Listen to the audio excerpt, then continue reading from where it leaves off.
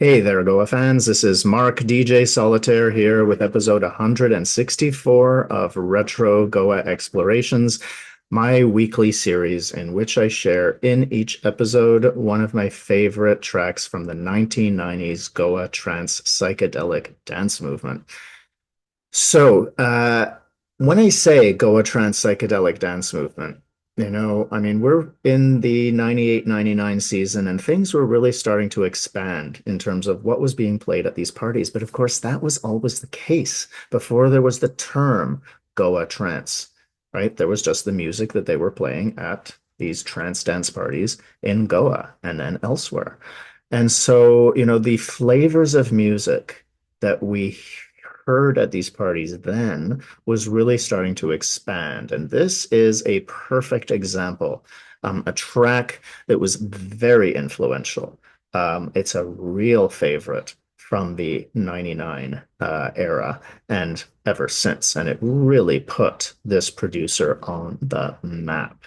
And I have some things to say about, this incredible track and also the varieties, the genres, which is really hard to pronounce in English, that beautiful French word of these, styles or flavors, frameworks of the different musical styles and languages that we have in our scene. And so today I am featuring Atmos and his legendary track that came out on Flying Rhino in March 99, Klein Aber Doktor, which means small but doctor, which, not entirely sure what that means. The spoken sample in that did a little search online and found a translation. It was a little bit of a message to a doctor. It says, please be careful with my private parts. So not sure how small relates to that, but there we go. So that's what the little sample is in this track. And there's a lot to this track that really hits hard. No pun intended. It's a really powerful one in an understated way because it is slower and it is groovier and it is a long build.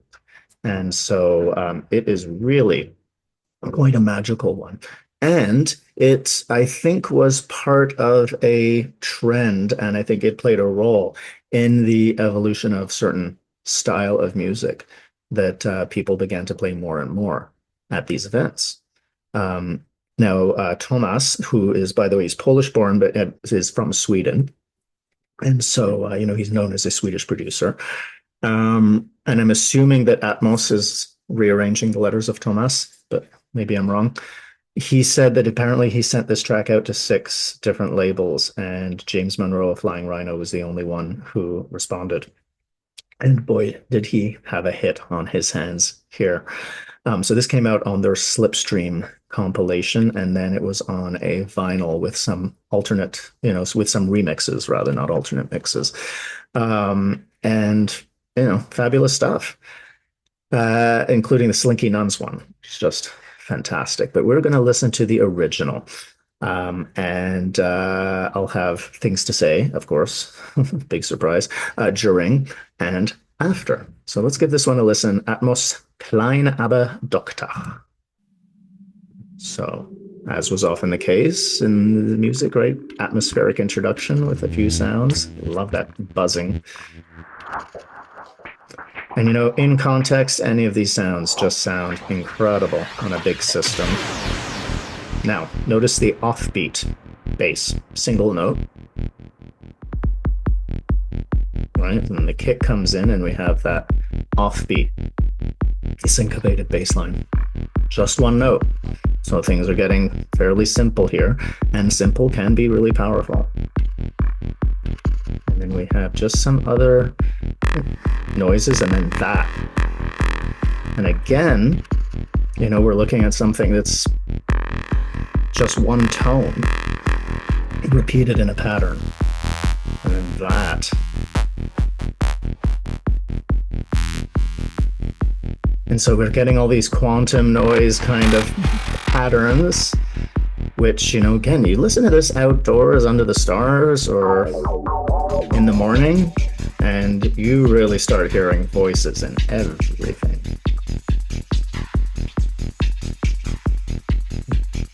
those upper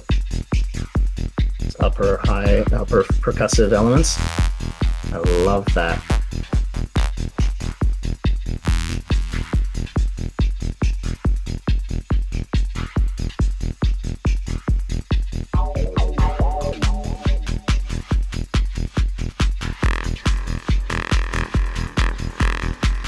You know, and there's this affirmative kind of flavor when, you know, you just get that note repeated over. It's like stating the obvious with certainty.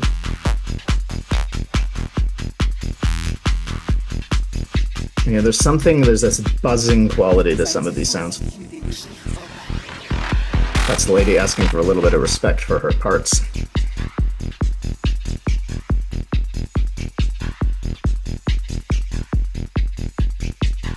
Just listen to the brilliant shaping of all of these things.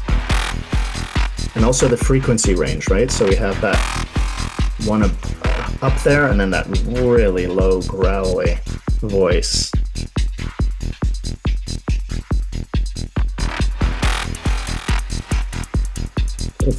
Some extra little hi-hat-ish accenting here.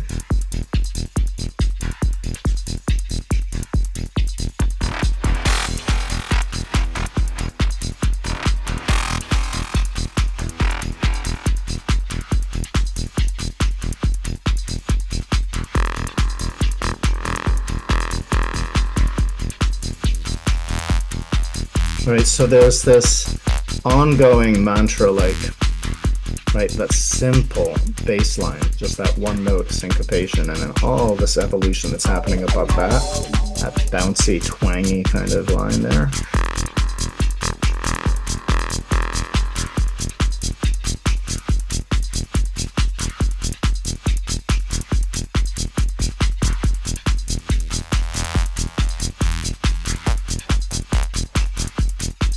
All of these patterns, it's just, it really sounds like some kind of communication beyond the verbal, but verbally shaped.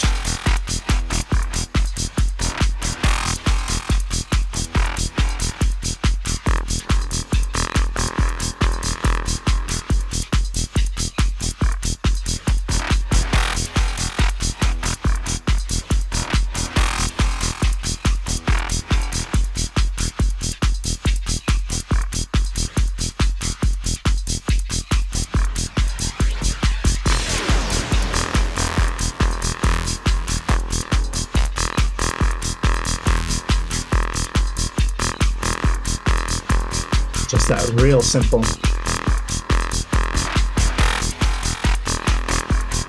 Wow, feels really doubled up here. So really deep, dark, and growling. Right, so it's so interesting because it's got quite an uplifting, sort of simple feeling to it, and then it's really deep, dark, and powerful, and then we get a little break just there, and then, ooh, that was different from what we've had so far. And again, just another repeated pattern. And a long lyrical line there. No change.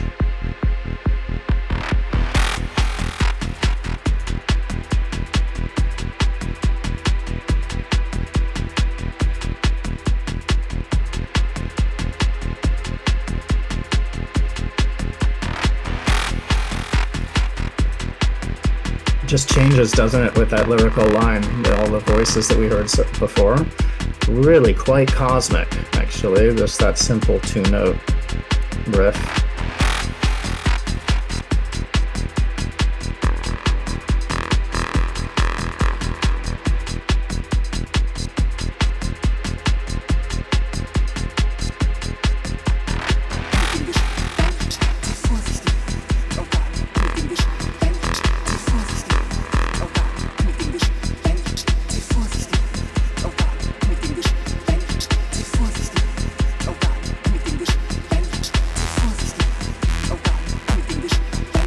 Just again, you know, repetition, very hypnotic.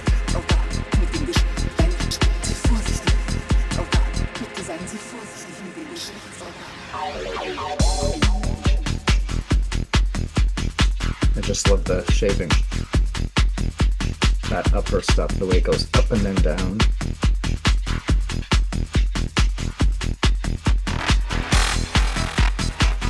And you get that beautiful harmonic riff again.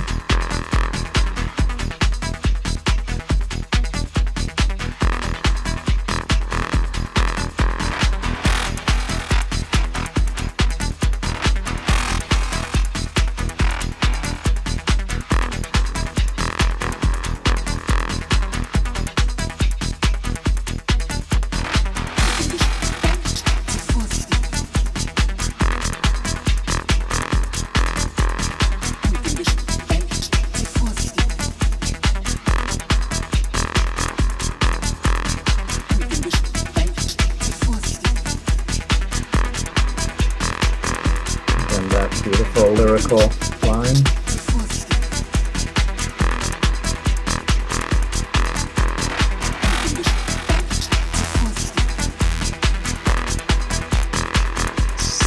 It's crazy because, there's not a lot going on, but there's a lot going on. Ooh, there was another note change there.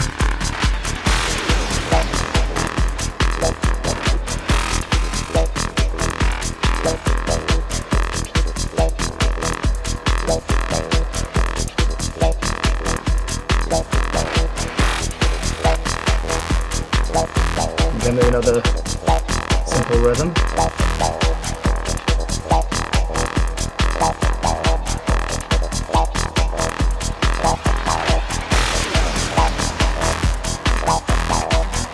It starts tweaking and sort of feels that you can feel the energy going up with this.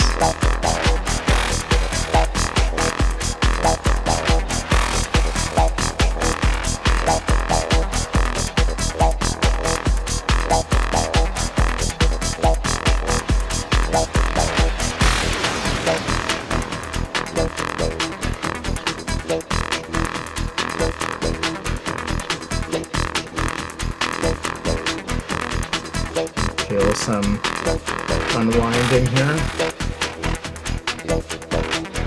Still have so many different frequencies represented.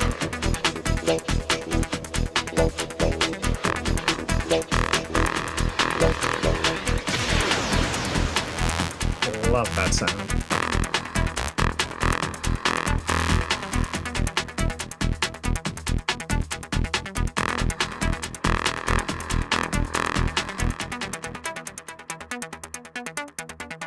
The shaping of this synth riff here.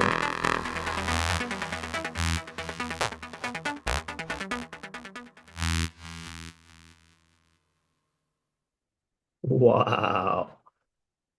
Right, so I think you can imagine, right? This was very influential at the time. And if you know anything about our scene and you know older music, you know how big this track was.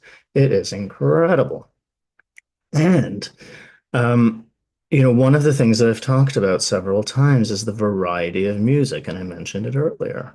But what started happening was, as these different genres, and styles started coming out, we started hearing really more, we started hearing less variety because people started, DJs started playing entirely one sound. And live sets, with an artist who produces, a cohesive style, we're hearing, 1.5, 2 hours of one sound.